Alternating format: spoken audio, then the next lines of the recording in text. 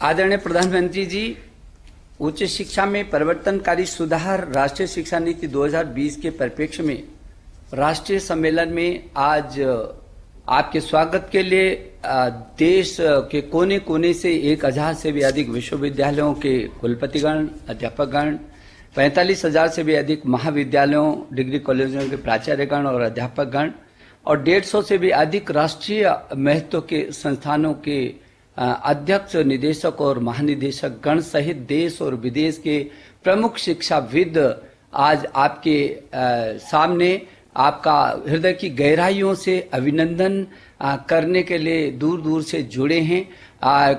कस्तूरी रंगन जी स्वयं और अपनी कमेटी के तमाम सदस्यों के साथ आज यहाँ पर उपस्थित हैं और इसलिए मैं कस्तूरी रंगन जी का भी हृदय की गहराइयों से अभिनंदन कर रहा हूँ। प्रधानमंत्री जी, पद्म भूषण कस्तूरी रंगन जी की अध्यक्षता में जो ये एनईपी की कमेटी है, ये पूरी दुनिया का सबसे बड़ा नवाचार के रूप में मुझे लगता है कि होगी, जिसमें 2 लाख से अधिक ग्राम समितियों के साथ 1000 से अधिक विश्वविद्यालय, 33 करोड़ छात्र छात्राओं के अभिभावकों से परामर्श, सारे अध्यापक गण, विशेषज्ञ गण, सभी एनजीओ, जनप्रतिनिधिगण, देश भर के सभी शिक्षा मंत्रियों से एक बार नहीं बल्कि कई बार, देश के मुख्यमंत्रियों से तमाम समय समय पर संवाद और जनप्रतिनिधि से लेकर के जो पब्लिक डोमेन में डालने के बाद 2.25 लाख से भी अधिक जो सुझाव आए हैं, उसके व्यापक विश्लेषण के बाद जो ये अमृत निकल करके प्रधानमंत्री जी ये हमारे सामने आया है। मैं ये समझता हूं कि जो आपके नए भारत के निर्माण का प्रधानमंत्री जी संकल्प रहा है, ऐसा भारत जो स्वच्छ भारत हो, स्वस्थ भारत हो, समृद्ध भारत हो, सशक्त भारत हो, श्रेष्ठ भारत हो, आत्मनिर्भर भारत हो और एक भारत हो, और जिसका रास्ता आपने प्रधानमंत्री जी का हमको दिया है कि make in India, digital India, skill India, startup और स्टैंड अप, इस रास्ते से भी हो करके आपने जो एक और मंत्र सूत्र दिया कि सबका साथ, सबका विकास और सबका विश्वास लेकर के उन नीति पर, वो आपके विजन पर प्रधानमंत्री जी ये जो नई शिक्षा नीति आई है, वो यूनेस्को के उस लक्ष्य को, जो सतत विकास के लक्ष्यों को प्राप्त करने का उसका लक्ष्य है, उसको भी केंद्रित करती है, उसको भी, उस लक्ष्य को भी प्राप्त करने की इसमें क्षमता है। प्रधानमंत्री जी, आपने हमेशा कहा है कि ये 21वीं सदी ज्ञान की सदी है और जो प्रधानमंत्री जी आपके नेतृत्व में मैं समझ सकता हूं कि कितनी बार एक एक शब्द इस नई शिक्षा नीति का आपसे होकर के गुजरा है, बार बार आपका मार्गदर्शन जो हमको मिला है, और मैं समझ सकता हूं कितनी संवेदनशीलता से प्रधानमंत्री जी आप कितने चिंतित थे इस नई शिक्षा नीति को लाने के लिए। 1 बार नहीं, 2 बार नहीं, 3 बार नहीं, 4 बार सहित बार आपने हमारा मार्गदर्शन किया। आपके मानवता के व्यापक विजन के साथ मानवीय मूल्यों के आधार पर समावेशी और सार्वभौमिकता लिए उत्कृष्टता और गुणवत्ता से ज्ञान, विज्ञान, अनुसंधान, प्रौद्योगिकी तथा नवाचार के साथ उदारवादी और विश्व प्रतिस्पर्धी रूप में Bharat knowledge based superpower बनाने के लिए, आपके श्रेष्ठ भारत के संकल्प को धरती पर क्रियान्वित करने के लिए आज ये देश भर का शिक्षा परिवार प्रधानमंत्री जी एकत्रित हुआ है। हम आपको भरोसा दिलाने के लिए दूर दूर से आपके साथ जुड़े हैं। मैं बहुत विनम्रता से आपको निवेदन करना चाहता हूं, प्रधानमंत्री जी हमारा मार्गदर्शन करें, आपके आशीर्वाद के हम अभिलाषी हैं। प्रधानमंत्री जी नमस्कार। मंत्रिमंडल में मेरे सहयोगी श्रीमान रमेश पोखरियाल निशंक जी, श्रीमान संजय धोत्रे जी, नेशनल एजुकेशन पॉलिसी, राष्ट्रीय शिक्षा नीति में बहुत महत्वपूर्ण भूमिका निभाने वाले देश के जाने माने वैज्ञानिक डॉक्टर कस्तूरी रंगन जी और उनकी टीम, इस सम्मेलन में भाग ले रहे वाइस चांसलर्स, अन्य सभी शिक्षाविद, सभी महानुभाव, आप सभी का बहुत बहुत अभिनंदन। नेशनल एजुकेशन पॉलिसी, राष्ट्रीय शिक्षा नीति के संदर्भ में आज का ये इवेंट बहुत ही महत्वपूर्ण है। इस कॉन्क्लेव से भारत के एजुकेशन वर्ल्ड को नेशनल एजुकेशन पॉलिसी, राष्ट्रीय शिक्षा नीति के विभिन्न पहलुओं के बारे में विस्तृत जानकारी मिलेगी। जितनी जानकारी और ज्यादा जानकारी ज्यादा स्पष्ट होगी, फिर उतना ही आसान इस राष्ट्रीय शिक्षा नीति का इम्प्लीमेंटेशन भी होगा। साथियों, 3-4 साल के व्यापक विचार विमर्श के बाद लाखों सुझावों पर लंबे मंथन के बाद राष्ट्रीय शिक्षा नीति को स्वीकृत किया गया है। आज देश भर में इसकी व्यापक चर्चा हो रही है।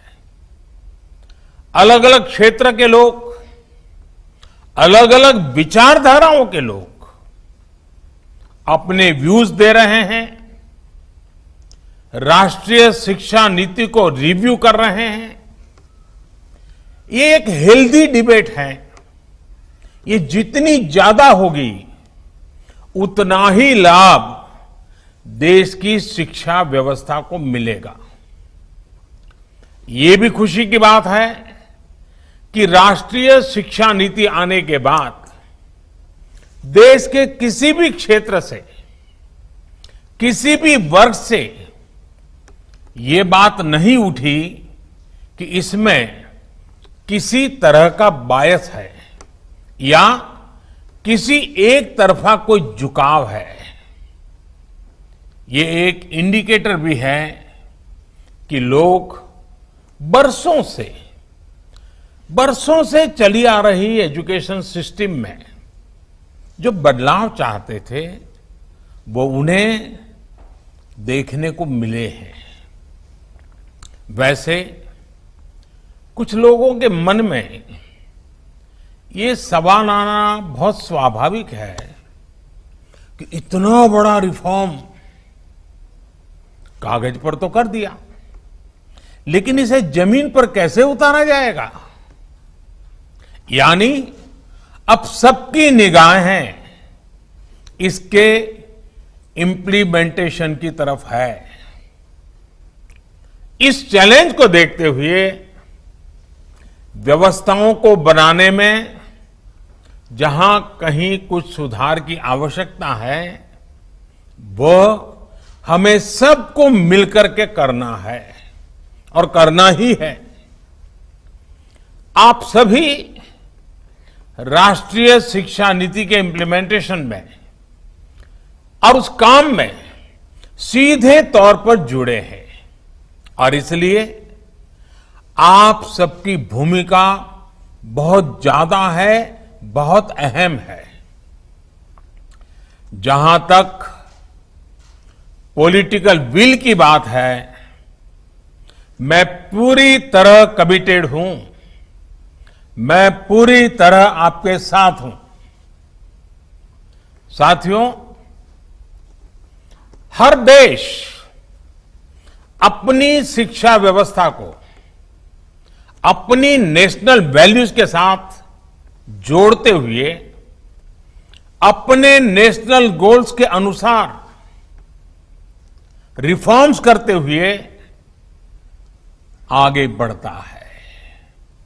मकसद ये होता है कि देश का एजुकेशन सिस्टम अपनी वर्तमान और आने वाली पीढ़ियों को फ्यूचर रेडी रखे, फ्यूचर रेडी करें। भारत की नेशनल एजुकेशन पॉलिसी, राष्ट्रीय शिक्षा नीति का आधार भी यही सोच है। राष्ट्रीय शिक्षा नीति 21वीं सदी के भारत की, नए भारत की फाउंडेशन तैयार करने वाली है। 21वीं सदी के भारत को हमारे युवाओं और हमारे युवाओं को जिस तरह की एजुकेशन की जरूरत है, जैसी स्किल्स चाहिए, राष्ट्रीय शिक्षा नीति पर इन बातों पर विशेष फोकस है। भारत को ताकतवर बनाने के लिए, विकास की नई ऊंचाई पर पहुंचाने के लिए भारत के नागरिकों को और सशक्त करने के लिए उन्हें ज्यादा से ज्यादा अवसरों के उपयुक्त बनाने के लिए इस एजुकेशन पॉलिसी में खास जोर दिया गया है। जब भारत का स्टूडेंट, चाहे वो नर्सरी में हो या फिर कॉलेज में साइंटिफिक तरीके से पढ़ेगा, तेजी से बदलते हुए समय और तेजी से बदलती जरूरतों के हिसाब से पढ़ेगा, तो वो नेशन बिल्डिंग में कंस्ट्रक्टिव भूमिका निभा पाएगा। साथियों, बीते अनेक वर्षों से हमारे एजुकेशन सिस्टम में बड़े बदलाव नहीं हुए थे। परिणाम ये हुआ कि हमारे समाज में क्यूरोसिटी और इमेजिनेशन की वैल्यूज को प्रमोट करने के बजाय भेड़ चाल को ही प्रोत्साहन मिलने लगा था। कभी डॉक्टर बनने के लिए होड़ लगी, कभी इंजीनियर बनाने की होड़ लगी, कभी वकील बनाने की होड़ लगी। इंटरेस्ट, एबिलिटी और डिमांड की मैपिंग किए बिना होड़ लगाने की प्रवृत्ति से एजुकेशन को बाहर निकालना जरूरी था। हमारे स्टूडेंट्स में, हमारे युवाओं में क्रिटिकल थिंकिंग और इनोवेटिव थिंकिंग विकसित कैसे हो सकती है, जब तक हमारी शिक्षा में पैशन ना हो, फिलॉसॉफी ऑफ एजुकेशन ना हो, पर्पज ऑफ एजुकेशन ना हो। साथियों, आज गुरुवर रविंद्रनाथ ठाकुर की पुण्यतिथि भी है। वो कहते थे, उच्चतम शिक्षा वो है जो हमें सिर्फ जानकारी नहीं देती, बल्कि हमारे जीवन को समस्त अस्तित्व के साथ सद्भाव में लाती है। निश्चित तौर पर राष्ट्रीय शिक्षा नीति का बृहद लक्ष्य इसी से जुड़ा है। इसके लिए टुकड़ों में सोचने के बजाय एक होलिस्टिक अप्रोच की जरूरत थी, जिसको सामने रखने में राष्ट्रीय शिक्षा नीति सफल रही है। साथियों, आज जब राष्ट्रीय शिक्षा नीति मूर्त रूप ले चुकी है, तो मैं उस समय और सवालों की भी चर्चा आपसे करना चाहता हूं, जो हमारे सामने शुरुआती दिनों में आए थे। उस समय जो दो सबसे बड़े सवाल थे, वो यही थे कि क्या हमारी शिक्षा व्यवस्था हमारे युवाओं को क्रिएटिव, क्यूरियोसिटी और कमिटमेंट ड्रिवन लाइफ के लिए मोटिवेट करती है। आप लोग इस क्षेत्र में इतने वर्षों से हैं, आपने अपना जीवन शिक्षा के लिए खपा दिया है, समर्पित किया है। आप लोग इसका जवाब बेहतर जानते हैं।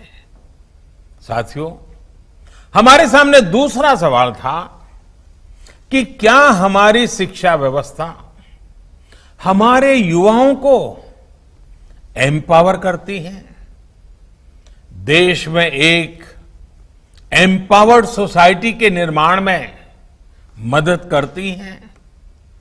आप सब इन सवालों से भी परिचित हैं और जवाबों से भी भली भांति परिचित है।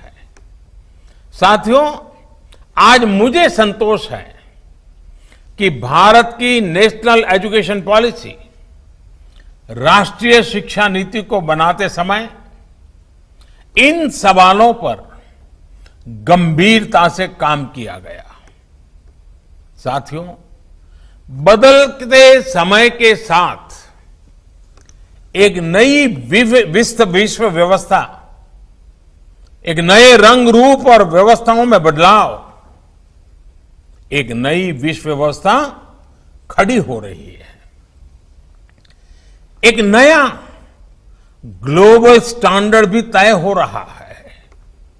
इसके हिसाब से भारत का एजुकेशन सिस्टम खुद में बदलाव करे, ये भी किया जाना बहुत जरूरी था। स्कूल करिकुलम के 10+2 स्ट्रक्चर से आगे बढ़कर अब 5+3+3+4 करिकुलम का स्ट्रक्चर देना इसी दिशा में एक कदम है। हमें अपने स्टूडेंट्स को ग्लोबल सिटीजन भी बनाना है और इसका भी ध्यान रखना है कि वे ग्लोबल सिटीजन तो बने, लेकिन साथ साथ अपनी जड़ों से भी जुड़े रहें।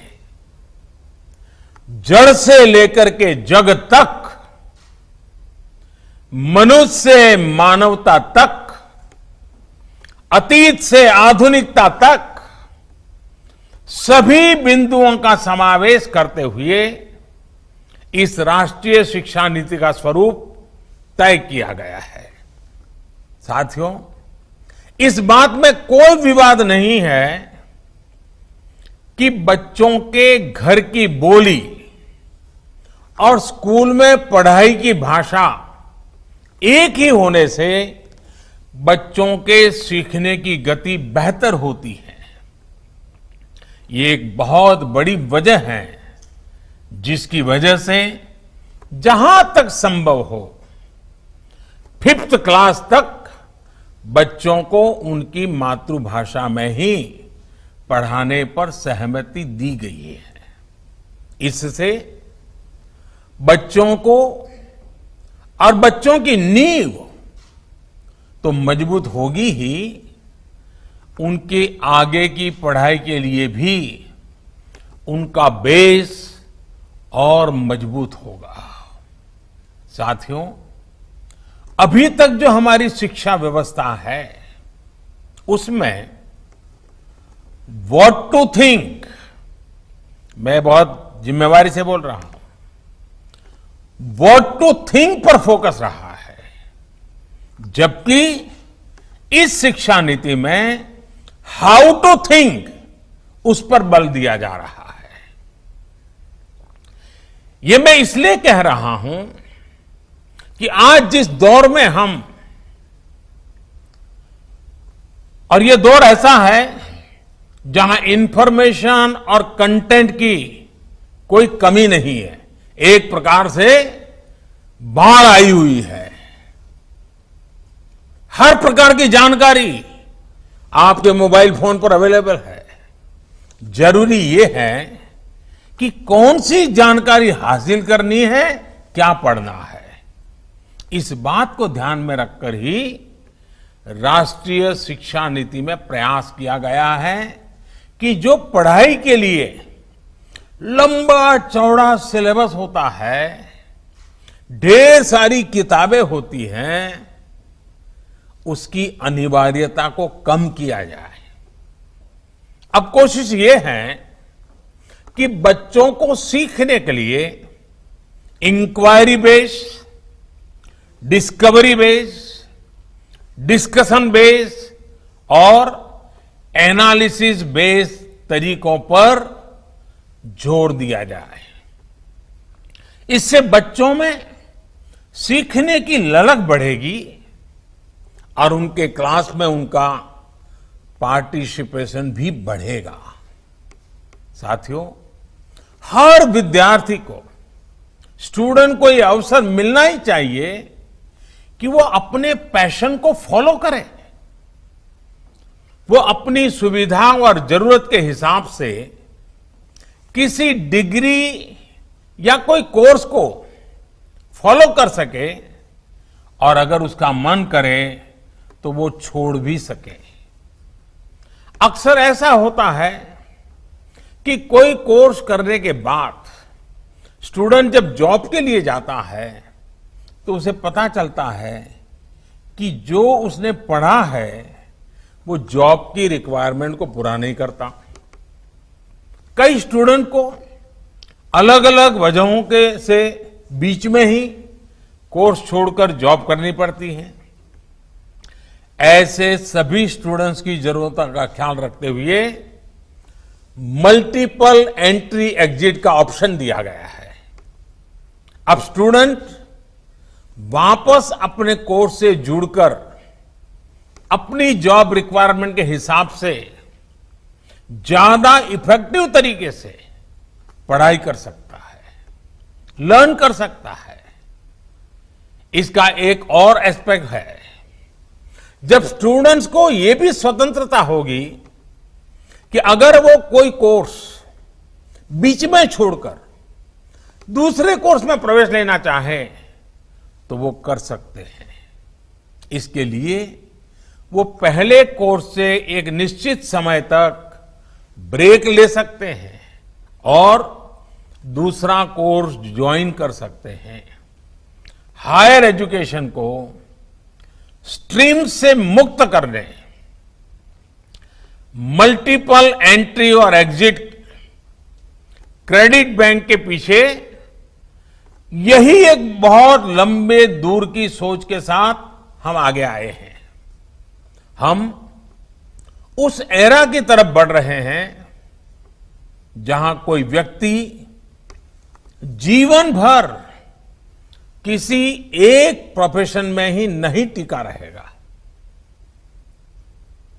बदलाव निश्चित है, मान के चलिए, और इसके लिए उसे निरंतर खुद को रीस्किल और अपस्किल करते रहना ही होगा। नेशनल एजुकेशन पॉलिसी, राष्ट्रीय शिक्षा नीति में इसका भी बारीकी से ध्यान रखा गया है। साथियों, किसी भी देश के विकास में एक बड़ी भूमिका रहती है समाज के हर तबके की गरिमा, उसकी डिग्निटी। समाज का कोई व्यक्ति कोई भी काम करता हो, कोई निम्न नहीं होता है। हमें ये सोचना चाहिए कि भारत जैसे सांस्कृतिक रूप से समृद्ध रहे देश में ये बुराई कहां से आई? ऊंच नीच का भाव, मेहनत मजदूरी करने वालों के प्रति हीन भाव, इस प्रकार की विकृति हमारे अंदर कैसे घर कर गई? इसकी एक बड़ी वजह रही है कि हमारी एजुकेशन का समाज के इस तबके के साथ एक डिस्कनेक्ट रहा। जब गांवों में जाएंगे, किसान को, श्रमिकों को, मजदूरों को काम करते देखेंगे, तभी तो उनके बारे में जान पाएंगे, उन्हें समझ पाएंगे वो कितना बड़ा योगदान कर रहे हैं। समाज की आवश्यकताओं की पूर्ति के लिए वो कैसे अपना जीवन खपा रहे हैं। उनके श्रम का सम्मान करना हमारी पीढ़ी को, वर्तमान को, भावी पीढ़ी को सीखना ही होगा। इसलिए राष्ट्रीय शिक्षा नीति में स्टूडेंट एजुकेशन और डिग्निटी ऑफ लेबर उस पर भी बहुत ध्यान दिया गया है। साथियों, 21वीं सदी के भारत से पूरी दुनिया को बहुत अपेक्षाएं हैं। भारत का सामर्थ्य है कि वो टैलेंट और टेक्नोलॉजी का समाधान पूरी दुनिया को दे सकता है। हमारी इस जिम्मेदारी को भी हमारी एजुकेशन पॉलिसी एड्रेस करती है। राष्ट्रीय शिक्षा नीति में जो भी समाधान सुझाए गए हैं, उससे फ्यूचरिस्टिक टेक्नोलॉजी के प्रति एक माइंडसेट विकसित करने की भावना भी है। अब टेक्नोलॉजी ने हमें बहुत तेजी से, बहुत अच्छी तरह से, बहुत कम खर्च में समाज के आखिरी छोर पर खड़े स्टूडेंट तक पहुंचने का माध्यम दिया है। हमें इसका ज्यादा से ज्यादा उपयोग करना है। इस एजुकेशन पॉलिसी के माध्यम से टेक्नोलॉजी आधारित बेहतर कंटेंट और कोर्स के डेवलपमेंट में बहुत मदद मिलेगी। बेसिक कंप्यूटिंग पर बल हो, कोडिंग पर फोकस हो, या फिर रिसर्च पर ज्यादा जोर, ये सिर्फ एजुकेशन सिस्टम ही नहीं बल्कि पूरे समाज की अप्रोच को बदलने का माध्यम बन सकता है। वर्चुअल लैब जैसे कंसेप्ट ऐसे लाखों साथियों तक बेहतर शिक्षा के सपने को ले जाने वाला है, जो पहले से ही सब्जेक्ट्स पढ़ ही नहीं पाते थे जिसमें लैब एक्सपेरिमेंट जरूरी हो। नेशनल एजुकेशन पॉलिसी, राष्ट्रीय शिक्षा नीति हमारे देश में रिसर्च और एजुकेशन के गैप को खत्म करने में भी अहम भूमिका निभाने वाली है। साथियों, जब इंस्टीट्यूशंस और इंफ्रास्ट्रक्चर में ये रिफॉर्म्स रिफ्लेक्ट होंगे, तभी राष्ट्रीय शिक्षा नीति को अधिक प्रभावी और त्वरित गति से इंप्लीमेंट किया जा सकेगा। आज समय की मांग है कि इनोवेशन और एडॉप्शन की जो वैल्यूज हम समाज में निर्मित करना चाहते हैं, वो खुद हमारे देश के इंस्टीट्यूशन से शुरू होनी चाहिए, और जिसका नेतृत्व आप सबके पास है। जब हम एजुकेशन और विशेष हायर एजुकेशन को एम्पावर्ड सोसाइटी के निर्माता के रूप में खड़ा करना चाहते हैं, तो इसके लिए हायर एजुकेशन इंस्टीट्यूशंस को भी एम्पावर करना जरूरी है। और मैं जानता हूं, जैसे ही इंस्टीट्यूशंस को एम्पावर करने की बात आती है, तो उसके साथ ही एक और शब्द चला आता है, और वो शब्द आप भली बात ही जानते हैं। वो शब्द क्या है? ऑटोनॉमी। ऑटोनॉमी। आप भी जानते हैं कि ऑटोनॉमी को लेकर हमारे यहां दो तरह के मत पूरे देश में प्रवर्तमान है। एक कहता है कि सब कुछ सरकारी नियंत्रण से पूरी सख्ती से चलना चाहिए, तो दूसरा कहता है कि सभी संस्थानों को बाय डिफॉल्ट ऑटोनॉमी मिलनी चाहिए। पहली अप्रोच में नॉन गवर्नमेंट संस्थानों के प्रति मिसट्रस्ट दिखता है, तो दूसरी अप्रोच में ऑटोनॉमी को एंटाइटलमेंट के रूप में भी ट्रीट किया जाता है। गुड क्वालिटी एजुकेशन का रास्ता इन दोनों के बीच में से ही निकलता है, दोनों मतों के मध्य से ही निकलता है। जो संस्थान क्वालिटी एजुकेशन के लिए ज्यादा काम करे उसको ज्यादा फ्रीडम से रिवॉर्ड किया जाना चाहिए। इससे क्वालिटी को एनकरेजमेंट मिलेगा और सबको ग्रो करने के लिए इंसेंटिव भी मिलेगा। नेशनल एजुकेशन पॉलिसी, राष्ट्रीय शिक्षा नीति आने से पहले हाल के वर्षों में आपने भी देखा है कि कैसे हमारी सरकार ने अनेकों इंस्टीट्यूशंस को ऑटोनॉमी देने की पहल की है। मुझे उम्मीद है राष्ट्रीय शिक्षा नीति का जैसे जैसे विस्तार होगा, शिक्षा संस्थानों को ऑटोनॉमी की प्रक्रिया भी और तेज होगी। साथियों, देश के पूर्व राष्ट्रपति, महान वैज्ञानिक डॉक्टर एपीजे अब्दुल कलाम कहा करते थे, the purpose of education is to make good human beings with skill and expertise. Enlighten human beings can be created by teachers. वाकई शिक्षा व्यवस्था में बदलाव देश को अच्छे स्टूडेंट्स, अच्छे प्रोफेशनल्स और उत्तम नागरिक देने का बहुत बड़ा माध्यम आप सभी हैं। आप सभी टीचर्स ही हैं, प्रोफेसर्स ही हैं। शिक्षा जगत से जुड़े आप ही लोग इस काम को करते हैं और कर सकते हैं। इसलिए नेशनल एजुकेशन पॉलिसी, राष्ट्रीय शिक्षा नीति में डिग्निटी ऑफ टीचर्स का भी ध्यान रखा गया है। एक प्रयास ये भी है कि भारत का जो टैलेंट है वो भारत में ही रहकर आने वाली पीढ़ियों का विकास करे। राष्ट्रीय शिक्षा नीति में टीचर ट्रेनिंग पर बहुत जोर है। वो अपनी स्किल्स लगातार अपडेट करते रहें, इस पर बहुत जोर है।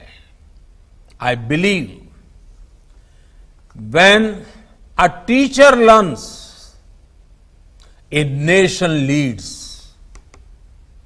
साथियों, नेशनल एजुकेशन पॉलिसी, राष्ट्रीय शिक्षा नीति को अमल में लाने के लिए हम सभी को एक साथ संकल्पबद्ध होकर काम करना है।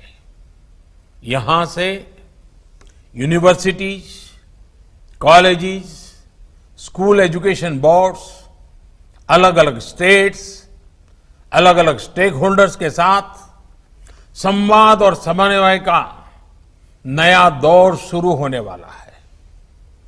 आप सभी साथी, क्योंकि हायर एजुकेशन के सबसे शीर्ष संस्थानों के शीर्ष में है, तो आपकी जिम्मेदारी ज्यादा है। मेरा आग्रह है कि राष्ट्रीय शिक्षा नीति पर लगातार वेबिनार करते रहिए, डिस्कशंस करते रहिए, नीति के लिए रणनीति बनाइए, रणनीति को लागू करने के लिए रोड मैप बनाइए, रोड मैप के साथ टाइमलाइन जोड़िए, उसको इंप्लीमेंट करने के लिए रिसोर्सेज, ह्यूमन रिसोर्सेज, इस सबको जोड़ने की योजना बनाइए। और ये सारा चीज ये नई नीति के प्रकाश में आप ही को करना है। राष्ट्रीय शिक्षा नीति सिर्फ एक सर्कुलर नहीं है। राष्ट्रीय शिक्षा नीति सिर्फ सर्कुलर जारी करके, नोटिफाई करके इंप्लीमेंट नहीं हो सकती है। इसके लिए मन बनाना होगा। आप सभी को दृढ़ इच्छा शक्ति दिखानी होगी। भारत के वर्तमान और भविष्य को बनाने के लिए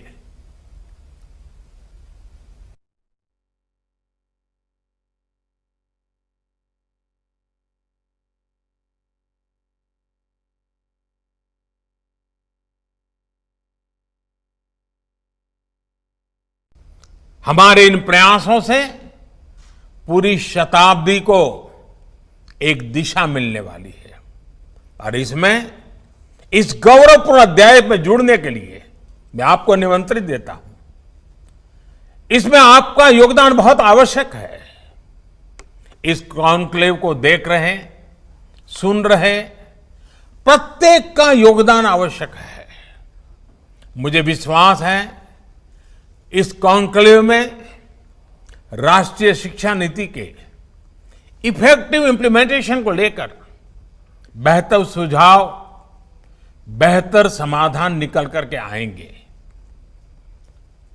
और मैं विशेष रूप से आज जब मुझे अवसर मिला है तो सार्वजनिक रूप से डॉक्टर कस्तूरीरंगन जी का, उनकी पूरी टीम का बहुत बहुत अभिनंदन करता हूं, बहुत बहुत धन्यवाद करता हूं। यह काम छोटा नहीं था, बहुत बड़ा काम था। बहुत लोगों के सुझाव थे, बहुत अपेक्षाएं थी और फुल स्टॉप कॉमा भी उधर उधर हो जाता तो पता नहीं क्या हो जाता। और इसलिए कस्तूरीरंगन जी और उनकी टीम ने कितनी बारीकी से एक तपस्या की तरह इस काम को किया होगा, तब जाकर के संपूर्णतः विवादों से मुक्त, विश्वास से भरी हुई, सपनों को संवारने वाली, संकल्प को ताकत देने वाली और सिद्धि में अटूट श्रद्धा के साथ ये नई शिक्षा नीति हमारे सामने आई है। मुझे विश्वास है कि देश के भावी पीढ़ी के उज्जवल भविष्य के लिए, वर्तमान पीढ़ी के सामर्थ्य को बढ़ाने के लिए ये नई शिक्षा नीति बहुत काम आएगी। मैं फिर एक बार शिक्षा जगत के आप सभी महानुभावों को प्रणाम करते हुए बहुत बहुत शुभकामनाएं देता हूं, बहुत बहुत आभार व्यक्त करता हूं। அன்பிற்சிறந்த நண்பர்களே, நீங்கள் பார்த்துக் கொண்டிருக்கும் நீதியின் குரல் 24x7 தான் என்னுடைய அபிஷியல் சேனல் என்பதை உங்களுக்கு தெரிவித்துக் கொள்கிறேன். அன்புடன் நீதியின் குரல் பாஸ்கரன். லைக் பண்ணுங்க, ஷேர் பண்ணுங்க, சப்ஸ்கிரைப் பண்ணுங்க.